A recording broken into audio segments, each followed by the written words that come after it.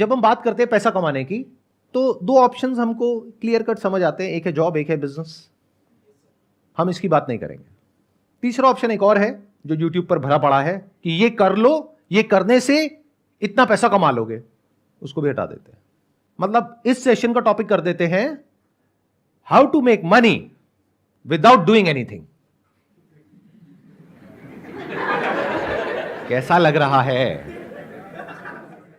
कितनों को लग रहा है कि मैं ऐसी हवा में बात कर रहा हूं? कितनों को लग रहा है कि मैं अगर कुछ बोल रहा हूं तो वो बात लॉजिकल होगी और मैं जो बोल रहा हूं अपने एक्सपीरियंस के बेस पे बोल रहा हूं? मतलब इतना विश्वास है आप लोगों को मेरे ऊपर कि यहां पर मैं किसी नए स्कैम को शुरू नहीं कर रहा हूं। मतलब ये नहीं है इस सेशन के एंड में मैं आपको कहूंगा कि निकालो 1000 रुपए 1000 रुपए 1000 रुपए 1000 रुपए 1000 रुपए और मैं आपको कहूंगा यहां पे पैसा लगा दो, मुझे दे दो और वो पैसा इतना हो जाएगा। ऐसा कुछ तो आपको नहीं लग रहा ना कि यहां पर होने वाला है? पूरा ट्रस्ट है आप पे? पूरा ट्रस्ट है। कितनों को पूरा ट्रस्ट है मेरे ऊपर? बढ़िया। टॉपिक ये है कि how to make money, and when I am talking about money I am not talking about little money, I am talking about a lot of money without doing anything. इसमें आगे बढ़ने से पहले आपको समझना होगा the concept of compound interest. कितने लोगों को समझ आता है? कितने लोगों को समझ नहीं आता है? ठीक है, तो यहीं से शुरू करते हैं। एल्बर्ट आइंस्टाइन का नाम कितनों ने सुना है? आप में से सबने सुना है। एल्बर्ट आइंस्टाइन ने कहा है कि compound interest is the 8th wonder of the world. 7 wonders हमको पता है, तो 8वां जो अजूबा है वो है कंपाउंड इंटरेस्ट। जिसको इसकी नॉलेज है वो इतना अमीर हो सकता है जिसकी कोई हद नहीं है, और जिसको इसकी नॉलेज नहीं है वो इतना गरीब हो सकता है उसकी भी कोई हद नहीं है। और 99% लोगों को अगर इसकी नॉलेज है भी तो ऊपर ऊपर लेवल पर है। जिन्होंने हाथ अभी ऊपर भी किया था ना, उनको भी बहुत बेसिक सी नॉलेज है, डीपली नहीं समझते हैं। एक क्वेश्चन पूछता हूं आप लोगों से। चेस में 64 स्क्वायर्स होते हैं, तो मान लो अगर हम पहले स्क्वायर के ऊपर 1 चावल का दाना रखें, अगले स्क्वायर के ऊपर 2 चावल के दाने रखें, तीसरे पे 4 दाने रखें, चौथे पे 8 दाने रखें। अगर इस तरीके से हम करते जाएं तो एंड तक पहुंचते पहुंचते, यानी जब हम लास्ट स्क्वायर पे पहुंचेंगे तो कितने चावल के दाने होंगे? Near about approx 1 lakh sir. 1 lakh के आसपास? Yes sir. Anybody else? Sir, I think more than 10 lakh. 10 lakh से ऊपर हो जाएंगे? Yes, sir. तो मतलब आपका जो दिमाग चल रहा है वो चल रहा है मैक्सिमम लाखों तक, और अगर किसी का दिमाग चलेगा तो वो चल जाएगा करोड़ों तक। क्या हो अगर मैं कहूं कि जब तक आप आखिरी उस पर पहुंचोगे, जो आखिरी बॉक्स है, तो वहां पर आपको चाहिएंगे 18 जीरो। कितने करोड़ होते हैं ये? बोल तक नहीं पा रहे हो, इतने चावल के दाने हो जाएंगे वहां पर। इससे क्या समझ आ रहा है कि compounding is actually the 8th wonder of the world. जिसको इसके बारे में नहीं पता था या जिसको पता भी था, उसने भी इमेजिन नहीं किया होगा कि इतना बढ़ जाएगा।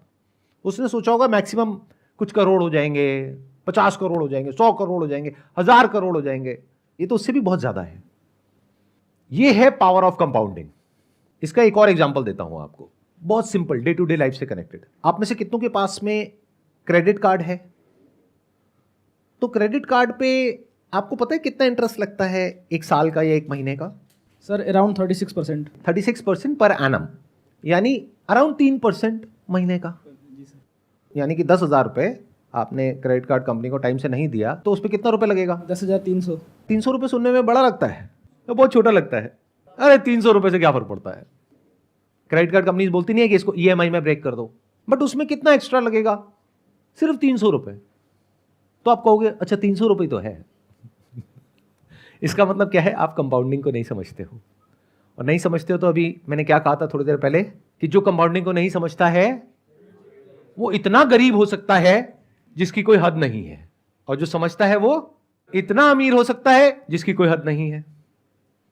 तो आप अमीर होना तो चाहते हो, लेकिन क्योंकि आप इसको नहीं समझते हो तो आपके जो सारे एक्शंस हैं वो आपको गरीबी की तरफ ले जाएंगे। आप कहोगे 3% ही तो है, क्या फर्क पड़ता है? तो महीने का 3% मतलब साल का कितना हो गया? 36%। ऐसा आपको लग रहा है क्योंकि आप कंपाउंडिंग को नहीं समझते हो। क्योंकि जो 3% आप नहीं भरोगे इस महीने, उसके अगले महीने उस 3% पे भी 3% लगेगा। तो साल के एंड में अगर आप कैलकुलेट करोगे तो वो 36% नहीं है, वो 50% से भी ऊपर है। Do you know what that means? Bank में अगर आप अपना पैसा रखते हो तो कितना इंटरेस्ट मिलता है? 6-7%। यहां कितना दे रहे हो? 50%। तो अमीर कैसे हो गए अंकल आंटी?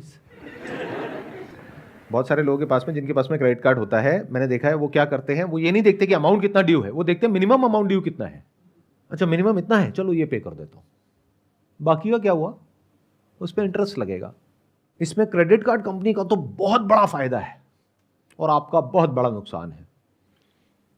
तो इस सेशन से पहली चीज जो आपको सीखनी है, जो मैं बोल तो रहा हूं लेकिन मुझे पता है कि आप नहीं सीखोगे, वो ये है कि कभी भी जो आपको ईएमआई पे करनी है उसको डिले मत करो। क्योंकि अभी अगर आपने ये सोचा कि 10,000 के ऊपर 300 रुपए है, तो कल आप ऐसे ही सोचोगे कि 1 लाख के ऊपर 3,000 रुपए तो है। तो अगर आपको मेरी ये बात समझ आ गई है तो ये आपको बचाएगा गरीब होने से। अब दूसरे एस्पेक्ट पे आते हैं कि अमीर कैसे होते हैं इस फंडे को यूज करके। सबसे पहला स्टेप है, अगर आज आपकी एज है 20-22 साल, तो आपको क्या करना है, जो कर रहे हो वो ही करो, उसको अच्छे से करो, यानी कि पढ़ाई लिखाई। मान करके चलते हैं 25 साल की एज तक आते आते आपकी कहीं पर अच्छी जगह पर जॉब लग जाती है, क्योंकि आपने अच्छे से तैयारी करी है उस जॉब के लिए। ये हो गया जॉब सेगमेंट। दूसरा हो गया कि आपने 20 साल की एज से अपना कुछ करने की कोशिश करी, यानी कि बिजनेस। उसमें से 10 में से 9 फेल हो गए, लेकिन 25 साल की एज तक पहुंचते पहुंचते एक बिजनेस एक स्टेबल पोजीशन में आ गया है, जहां से आपको महीने का लाख रुपए आ रहा है। तो चाहे जॉब के रास्ते से चाहे बिजनेस के रास्ते से, मैं मान करके चलता हूं कि 25 साल की एज तक आपको महीने का लाख रुपए आ रहा है। बट क्या लाख रुपए महीना आपको बहुत अमीर बना देगा? क्या इस सच को देख पा रहे हो? आई एम नॉट श्योर कितने लोग देख पा रहे हैं, क्योंकि इन्फ्लेशन बहुत तेजी से बढ़ रहा है।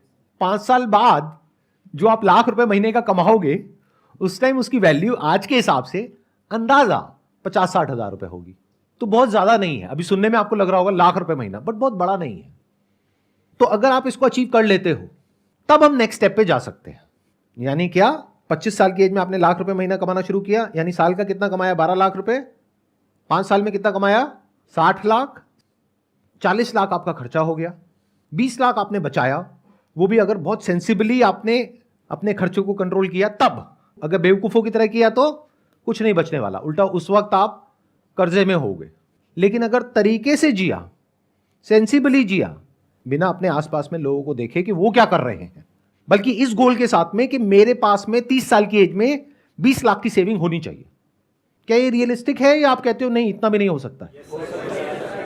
अगर इतना भी नहीं हो सकता है तो पहले इसको पॉसिबल करो, फिर बारी आएगी कि how to make money without doing anything. अगर कोई आपको आकर के ये बोल रहा है कि आपके बैंक अकाउंट में कोई पैसा नहीं है, आपके बैंक अकाउंट में 10,000 रुपए है और हम आपको करोड़पति बना देंगे, तो वो 10,000 रुपए आपके अकाउंट से निकलेगा, उस आदमी के अकाउंट में जाएगा, और आपके जैसे और बहुत सारे बेवकूफ मिलेंगे जिनके सबके पैसे उसके पास में जाएंगे। तो आप बनो ना बनो, वो पक्का बनेगा करोड़पति। तो ये मैंने आपको इसकी एलिजिबिलिटी बता दी। 5 साल में कितना कमाया? 60 लाख। 20 लाख आपने बचाया, तो उस 20 लाख का आप क्या करने वाले हो 30 साल की एज में? बहुत सारे लोग तो बहुत ही बड़ी बेवकूफी करते हैं। यानी क्या, ये पैसा उनके बैंक अकाउंट में पड़ा होता है। इसका मतलब उनको कंपाउंड इंटरेस्ट के बारे में कुछ भी नहीं पता है। तो अगर आप ये बेवकूफी करने वाले हो या अभी कर रहे हो, तो सबसे पहले उस पैसे की एफडी करा लो, क्योंकि सेविंग में इंटरेस्ट है 3-4%, एफडी में है 7%। और आजकल तो बहुत सारे बैंक्स ऐसे हैं जहां पर ऑटोमेटिकली ये काम हो जाता है। अब जो न्यू एज बैंक्स हैं वहां पे ये काम ऑटोमेटिकली हो जाता है, यानी आपको मैनुअली नहीं करना पड़ता, कि जैसे ही आपका बैलेंस एक पर्टिकुलर अमाउंट के ऊपर जाता है तो ऑटोमेटिकली एफडी बन जाती है, ऑटोमेटिकली टूट जाती है, उस पर पेनल्टी भी नहीं लगती है। ऐसे भी बैंक्स हैं, तो रिसर्च करो ऐसे कौन से बैंक्स हैं। इसका कितना बड़ा बेनिफिट होगा आपको, अभी आप कैलकुलेट नहीं कर सकते, जैसे वो चेस में आप कैलकुलेट नहीं कर पाए थे। 10-20 साल में अमाउंट कितना बड़ा हो जाएगा आप सोच भी नहीं सकते, अगर सिर्फ यही करते हो जितना मैंने कहा है। तो क्या जो मैंने कहा था वो एक लेवल पे सच नहीं हो गया है? How to make money without doing anything. अभी देखना एक एक स्टेप हम और आगे बढ़ते रहेंगे। मतलब आपने क्या किया, दो काम करे अभी तक। एक, कोई भी ऐसा लोन नहीं लिया जिसका इंटरेस्ट बहुत हाई हो, एक आपने ये किया। दूसरा, पैसे को आइडल नहीं छोड़ा, अपने सेविंग्स अकाउंट में या करंट अकाउंट में उसकी एफडी करा ली। अगर सिर्फ ये दो काम करे तो you are already making a lot of money without doing anything. लेकिन अब आप कहते हो कि नहीं सर, ये जो तरीका आपने बताया इसमें मैं समझ रहा हूं कि मैं पैसा कमाऊंगा लेकिन मैं और कमाना चाहता हूं, तो उसका क्या तरीका है? तो अब ध्यान से समझना कि पैसा कमाते कैसे हैं, यानी वेल्थ कैसे क्रिएट होती है। अपना एग्जांपल दूं, उससे आई थिंक आप ज़्यादा अच्छे से रिलेट कर पाओगे। हमारा जो बिजनेस है वो है स्टॉक फोटोग्राफी का। आप में से कुछ लोगों को पता होगा, कुछ को नहीं पता होगा, क्योंकि उसके बारे में मैं बात नहीं करता अपने सेशंस में, बट शॉर्ट में बता देता हूँ वहाँ पे हम क्या करते हैं। हम कुछ इमेजेस प्रोड्यूस करते हैं या फोटोग्राफर से लेते हैं, फिर उसको आगे उसका लाइसेंस देते हैं बड़े बड़े ब्रांड्स को। तो जितनी भी आप एड्स देखते हो न्यूज़पेपर्स में, मैगजीन्स में, ऑनलाइन ऑफलाइन, उसमें जो बड़े बड़े ब्रांड्स की जो एड्स होती हैं, जहाँ पर कुछ मॉडल्स होते हैं, मान लो कुछ फैमिलीज हैं, कपल्स हैं, वो जो फोटोग्राफ्स हैं, वो there is a strong possibility वो हमसे लेते हैं अगर वहाँ पर कोई इंडियन फेस है तो, क्योंकि इंडियन फेसेस की हमारी पूरे वर्ल्ड की सबसे बड़ी कलेक्शन है। लेकिन आने वाले टाइम में इस बिजनेस के ऊपर एक बहुत बड़ा थ्रेट है because of AI, artificial intelligence. क्योंकि अब क्या हो रहा है, बहुत सारे ऐसे सॉफ्टवेयर आ गए हैं, बहुत सारे ऐसे प्लेटफॉर्म्स आ गए हैं जैसे मिड जर्नी है, जहां पर के आप जाओ और कुछ प्रॉम्प्ट दो और वो आपको बिल्कुल रियलिस्टिक इमेजेस बना करके दे देगा। तो अगर वो इमेजेस वहां से आपको फ्री में मिल जाएगी, ऑलमोस्ट फ्री में मिल जाएगी, तो कोई हमसे इमेजेस क्यों खरीदेगा? देखो, तीनों सिनारियोस पकड़ लेते हैं कि मेरे अपने बिजनेस में कितने रिटर्न आने वाली है गोइंग फॉरवर्ड अगले 5-10 साल में। या तो 0%, या अगर कुछ बहुत कमाल का हमने कर दिया जो हम कर रहे हैं तो 10%। और अगर हम इस थ्रेट को ढंग से मैनेज नहीं कर पाए, यानी जो एआई की वजह से हमारे बिजनेस पे थ्रेट है उसको हम ढंग से मैनेज नहीं कर पाए, तो बिजनेस हो सकता है 10% से गिरने लग जाए हर साल का। तो मैंने कैलकुलेशंस करी कि अगर मेरे पास में इतना अमाउंट है, अगर उसको मैं अपने बिजनेस में लगाता हूं तो वहां पे in the best case scenario return आएगी 10%। तो क्या कहीं कोई और बिजनेस है जहां पर मैं पैसा लगाता हूं तो रिटर्न आएगी 25 से 30%? तो उस बिजनेस में पैसा लगाना बेटर है या अपने बिजनेस में पैसा लगाना बेटर है? Does it making some sense to you guys? अब मैं कुछ ऐसा बोलने वाला हूं जो हो सकता है आप लोगों की जो सोच है उससे बहुत अलग है, लेकिन अगर समझोगे डीपली मेरी बात को तो समझ पाओगे मैं किस एंगल से क्या बोल रहा हूं। हम जब भी स्टॉक मार्केट का नाम सुनते हैं तो हम सबके माइंड में क्या थॉट्स आते हैं? जुआ है, सट्टा बाजार है, रिस्की है, जो पूरी तरह से झूठ नहीं है, क्योंकि बहुत सारे लोग इसको इसी तरीके से देखते हैं। किसी ने कहा ये शेयर ऊपर जाने वाला है, खरीद लिया, और ये तो नीचे चला गया, अब क्या करें? नहीं, अब जब वापस से उस भाव पे आएगा तब बेचेंगे, अब वो आधा रह गया, अब क्या करें? नहीं, अभी भी उसको तभी बेचेंगे जब वो वहां पे आएगा, अब वो 10 गुना कम हो गया, अब क्या करें? बैठे हैं और रो रहे हैं और अपने आसपास में लोगों को कह रहे हैं बिल्कुल बेकार है, और अपने बच्चों को भी ये कह रहे हैं बिल्कुल दूर रहना इससे, कुछ नहीं पड़ा इस सब में। ऐसा ही है? जबकि स्टॉक मार्केट ये नहीं है। यानी कि शॉर्ट टर्म में दुनिया की कोई ताकत प्रेडिक्ट नहीं कर सकती है कि जो स्टॉक मार्केट है वो ऊपर जाने वाला है या नीचे जाने वाला है, या कोई पर्टिकुलर स्टॉक ऊपर जाने वाला है या नीचे जाने वाला है। लेकिन लॉन्ग टर्म में उसको प्रेडिक्ट करना बहुत आसान है अगर आप बिजनेस को समझते हो तो मैंने क्या किया, जब मुझे क्लियरली नजर आ गया कि मेरे बिजनेस का एक सैचुरेशन पॉइंट आ रहा है तो मैंने डाइवर्सिफाई किया। अब अगर आपकी लैंग्वेज में बात करी जाए तो मैंने एक स्टॉक परचेज किया, बट अगर मेरे पर्सपेक्टिव से बात करी जाए तो मैंने एक बिजनेस को परचेज कर लिया। दोनों में फर्क देख पा रहे हो? कितने देख पा रहे हैं मैंने क्या बोल दिया है? बाकियों को नहीं समझ आ रहा, मैं समझाता हूं। आप स्टॉक मार्केट को कैसे देखते हो? मैंने शेयर खरीद लिया, शेयर बेच दिया, शेयर का भाव ऊपर चला गया, शेयर का भाव नीचे चला गया। मैं ऐसे नहीं देखता। जो भी लोग एक्चुअल में समझते हैं स्टॉक मार्केट को वो ऐसे नहीं देखते, बल्कि स्टॉक मार्केट भी गलत वर्ड है। बिजनेस को जो समझते हैं वो ऐसे नहीं देखते। वो कैसे देखते हैं कि स्टॉक का जो प्राइस है वो डिसाइड होता है based upon sentiments in the short term, कि मार्केट के सेंटिमेंट्स कैसे हैं, मार्केट में ग्रीड है या फियर है, जिसको बोलते हैं बुल रन है या बेयर मार्केट है, उसके बेस पे स्टॉक के प्राइसेस डिसाइड होते हैं।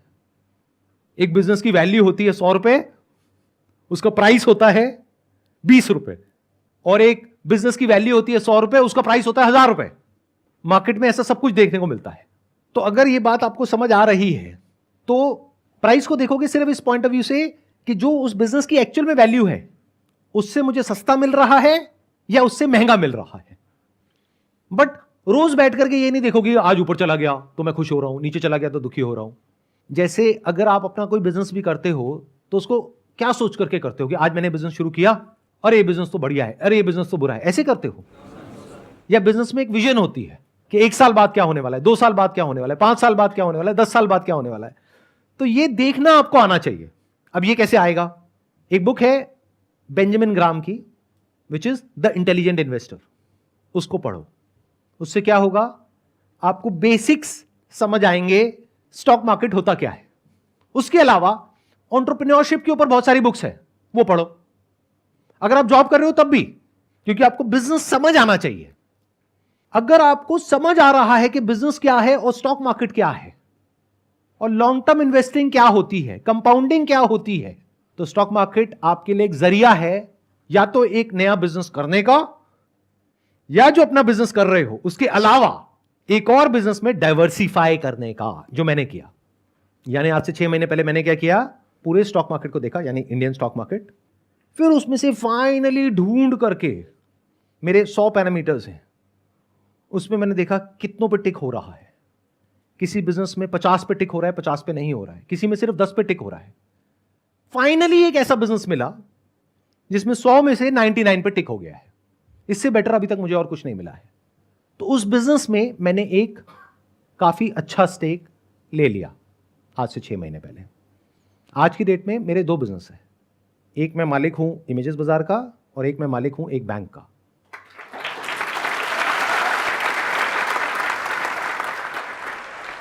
अब जब मैंने ये बोला, आपने तालियां बजाई, इसका मतलब क्या है? आपको ये लग रहा है कि मैंने पूरा का पूरा बैंक खरीद लिया। अरे नहीं भैया, I am one of the owners of that bank. Owner कौन होता है और एम्प्लॉय कौन होता है? जो उस बैंक का मैनेजमेंट है वो एम्प्लॉइज हैं, जो उस बैंक का सीईओ है वो एम्प्लॉय है उस बैंक का, उसको सैलरी मिलती है। बट मालिक कौन है? Share holder is the owner. तो I am the share holder of that particular bank. अब वो बैंक, मेरी कैलकुलेशन कहती है, on the most conservative side, it will give me a return of around 30% CAGR in the next 10 years.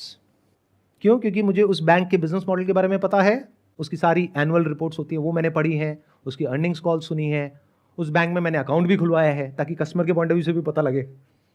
मतलब इतना detail में, इतना डीप में गया हूं मैं उस बैंक के कि मुझे एग्जैक्टली पता है कि क्या हो रहा है और क्या होने वाला है।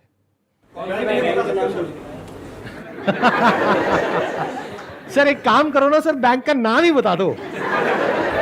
बिल्कुल नहीं बताने वाला। क्यों? क्योंकि अगर मैं ये बताता हूं तो 2 वजह है ना बताने की। एक, लीगली ये बताना ठीक नहीं है from the regulation point of view, कि मैं ऐसे अगर आता हूं और आकर के आपको बताता हूं तो वो एक तरह से सलाह हो गई। तो I can not give you any advice. तो मैं आपको नहीं बता रहा कि उसका नाम क्या है, खुद फिगर आउट करो। अगर मैंने आपको नाम बता भी दिया बैंक का, आपने खरीद भी लिया, तब भी आप डरे रहोगे। जैसे उस बैंक के शेयर का प्राइस है वो मानो 1 साल बाद आधा रह गया, तो वैसे तो आपके पास में मेरा फोन नंबर नहीं है, लेकिन अगर होगा तो फोन करोगे, सर ये क्या हो गया, सर मैं लुट गया, मैं बर्बाद हो गया। क्यों? क्योंकि स्टॉक मार्केट तो समझ आया नहीं है आपको, ना बिजनेस समझ आया है। Never blind trust anyone. Blind trust का मतलब यही है कि आप कुछ देख ही नहीं पा रहे हो, बस किसी के पीछे पीछे चल रहे हो। वहां पर हमेशा डर रहता है।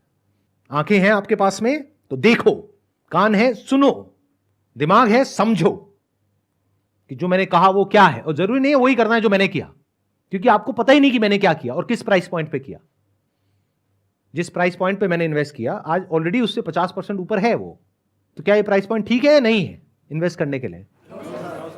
हो सकता है हो सकता है ना हो, मैं क्यों बताऊं, खुद फिगर आउट करो।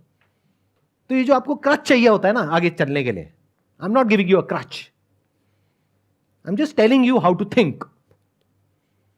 मतलब आपको सब कुछ पता होना चाहिए उस इंडस्ट्री के बारे में, उस पर्टिकुलर कंपनी के बारे में, उसके प्रमोटर्स के बारे में, बिजनेस के बारे में आपको समझ आना चाहिए कि बिजनेस क्या है, क्या हो रहा है, कैसे होने वाला है, अभी वो बिजनेस किस फेज में है।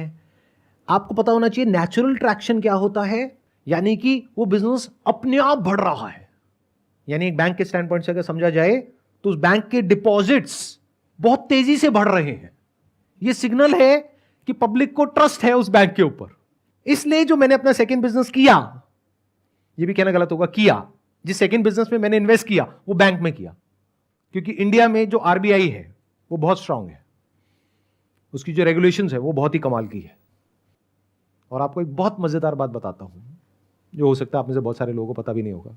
आपने जॉब करी, आपने 20 लाख रुपए कमाया, आपने क्या किया, उस 20 लाख की एफडी करा दी। आपने कहा ये सब जो आपकी बातें हैं ना मेरे को नहीं समझ आती, मैं तो एफडी करा रहा हूं। 20 लाख आपका एफडी में पड़ा है, मान लो वो बैंक डूब गया, बंद हो गया, तो उस 20 लाख का क्या होगा जो आपने एफडी कराई है? ये बात पता है? कितनों को नहीं पता है? हाथ ऊपर करो। मतलब आपका 5 लाख रुपए इंश्योर्ड है, बाकी 15 लाख गया। तो जिसको आप और आपके पेरेंट्स बहुत सेफ समझते हो वो भी सेफ नहीं है, बल्कि मैं ज्यादा सेफ हूं, क्योंकि आप तो एफडी करा के भूले पड़े हो, तो आपको तो तब पता लगेगा जब न्यूज में आ जाएगा। मैं तो मालिक हूं ना उस बैंक का, तो मैं उसको मॉनिटर करता रहता हूं, उसकी अर्निंग्स कॉल सुनता रहता हूं, उसकी जो क्वार्टरली रिपोर्ट्स हैं उसको स्टडी करता रहता हूं। तो कहीं भी कुछ भी गड़बड़ हुआ तो सबसे पहले मुझे पता लगेगा, उसके 6 महीने, 1 साल या 2 साल बाद आपको पता लगेगा। तो जैसे ही मुझे पता लगेगा उस दिन मुझे एक बटन दबाना है और वो सारा पैसा मेरे बैंक अकाउंट में आ जाएगा। उस बैंक अकाउंट में नहीं जो बैंक डूबने वाला है किसी दूसरे बैंक अकाउंट में। तो ये ज्यादा सेफ है, ये ज्यादा सिक्योर है। नॉलेज के बेस पे एक्ट करना, specially if that knowledge is backed by facts, data and right understanding, that is much more safe and secure than blindly चलना। तो अगर मेरी बात आपको समझ आ रही है तो शॉर्ट टर्म में अब वो जो आपने इन्वेस्टमेंट करी है वो चाहे ऊपर जाए चाहे नीचे जाए आपको फर्क नहीं पड़ने वाला। जैसे अपने घर में फर्क नहीं पड़ता। क्या आपने घर का प्राइस रोज चेक करते हो सुबह उठ करके? सुबह जा करके मतलब ऑफिस जाते वक्त या ऑफिस से आने के बाद में, क्या अपने घर के पास में जो डीलर है उसके पास में जाकर के बैठ जाते हो उसके ऑफिस में, भाई आज मेरे घर का क्या दाम है? भाई आज तो 50 लाख रुपए है। अरे कल तो यार 51 लाख रुपए था, आज 50 लाख हो गया। आज क्या भाव है भैया? आज 52 लाख है। अरे मजा आ गया। अरे भाई बेचना हो तो खुश हो या परेशान हो। यानी अगर मैं अपना एग्जांपल दूं तो ये जो बैंक, एक ऐसा भी फेज था आज से आई थिंक 4-5 महीने पहले, जब वो बहुत नीचे चला गया, बहुत मतलब 10-15% टूट गया, तो मैं दुखी नहीं हुआ। आज वो स्टॉक बहुत ऊपर है, तो अगर मैं आपको नंबर बताऊंगा तो आपके पैरों के नीचे जमीन निकल जाएगी सुन करके, लेकिन उसकी वजह से मैं खुश नहीं हो रहा हूं। अब एक काम करते हैं, अब मेरे को छोड़ते हैं, आपकी बात करते हैं। यानी 30 साल की उम्र में आपके पास में 20 लाख रुपए है, उसमें से 10 लाख रुपए आपने अपने पास में रखा, जिससे कि अगर कभी कोई प्रॉब्लम आ जाए एकदम से तो आपके पास में इतना पैसा होना चाहिए इमीडिएटली। बचा 10 लाख रुपए, तो 10 लाख रुपए को आपने इन्वेस्ट करा। अगर मेरे स्टैंड पॉइंट से देखोगे तो ये टाइम अच्छा है बैंक में इन्वेस्ट करने के लिए, क्योंकि अगर इंडिया की इकोनॉमी को ग्रो करना है तो बैंकिंग सिस्टम को तो ग्रो करना ही पड़ेगा। तो अगर आप इंडिया की जो ग्रोथ स्टोरी है उस पर आपका विश्वास है तो बैंकिंग सेक्टर तो ग्रो करेगा ही, बिना उसके जो इंडियन इकोनॉमी है वो ग्रो नहीं कर सकती। India is one of the fastest growing economies in the world.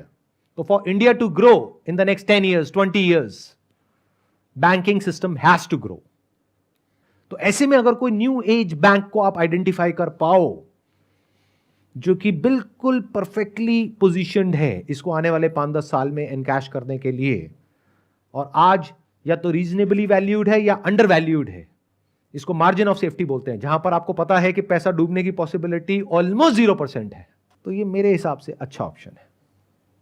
अगर 30% से आपका पैसा ग्रो कर रहा है ईयर ऑन ईयर, तो ये 10 लाख कितना हो जाएगा? Near about 14 times.